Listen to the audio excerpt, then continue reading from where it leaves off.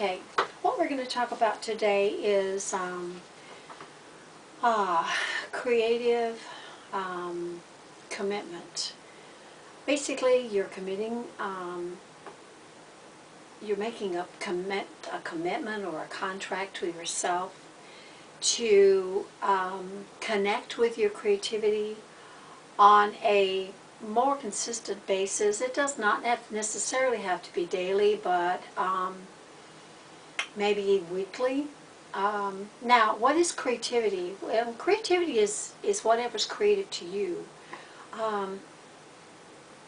You know, creativity can be something that you already do, that if you really think about it, you're actually using your creativity. It can just be the way you live your life. I believe that we can be creative in our life and what we do, and we have to make a commitment to ourselves to acknowledge and to recognize that we are going to think in a creative way, or we're going to act in a creative way. Becoming more conscious of your own creativity, more conscious of your own creative self. I think it's a matter of getting to know you as a person, that you know, maybe you're not really thinking of yourself as creative, and when you continue going through your evaluation, you'll find that there's lots of things that you are already creative, and that you can be creative. I think awareness is important, because I think when you become aware of something in yourself, you not only acknowledge that it's there, but you become more conscious of that act. And so if you're telling yourself that you're not creative, really look at your own life and look at what you do already, and look at your daily activity and the things that you already do.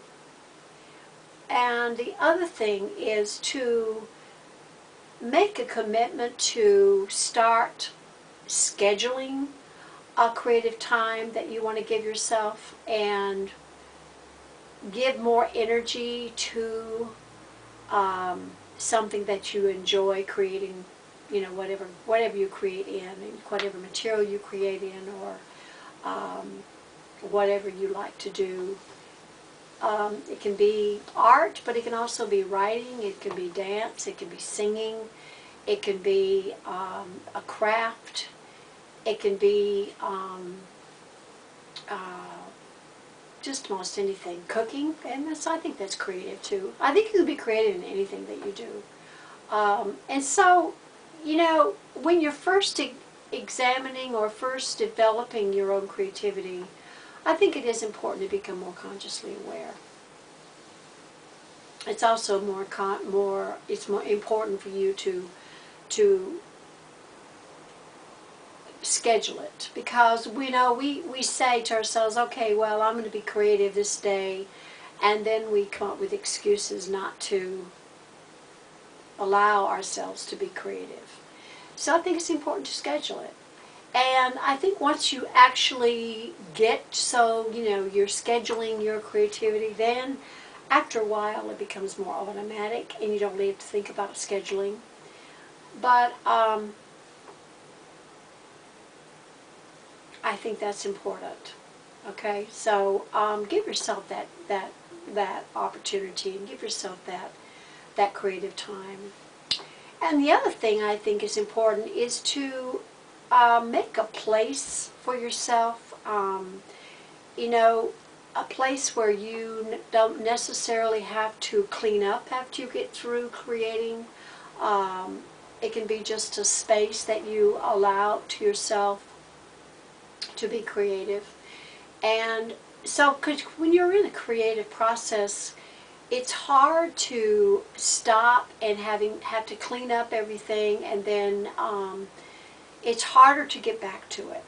So even if it's just a really small space in your room somewhere, make that your creative space. Create your own creative space. I mean, it doesn't have to be a big room. It doesn't even have to be a particular place.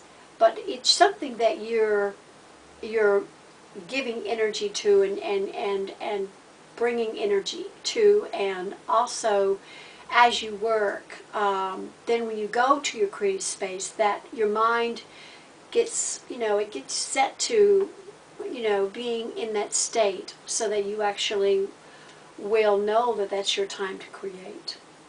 So think of something that you can do to create that for yourself. And the other thing is that if you would like to create an altar does not have to be anything elaborate either. It can be just a small, a table where you cover it with a special piece of fabric that you like, and put special objects on the table that are things that you maybe find outside in nature, or objects that remind you of your creativity. It can be a book with affirmations that are quotations, quotes that you find that other people who are creative have said. Or it can be a box that you put on your altar that you decorate, and make your creative idea box so that you can actually put little slips of paper in it that that say things that you want to do in your creative process. Things you want to try, particular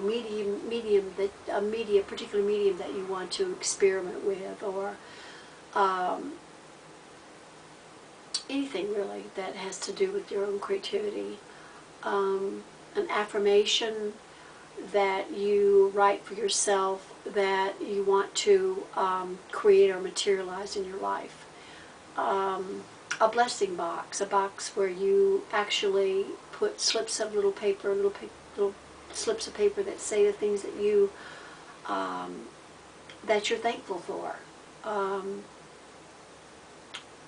Think about ways of making that altar or that creative sacred space a place where you are bringing energy and connecting to your own muse, your creative muse. These are the things that I wanted to share with you today about creativity, and I will share more as I go. But these are a couple of things that you might want to use in your own creative journey. And I appreciate it, and thank you, and I will talk to you soon. Bye-bye.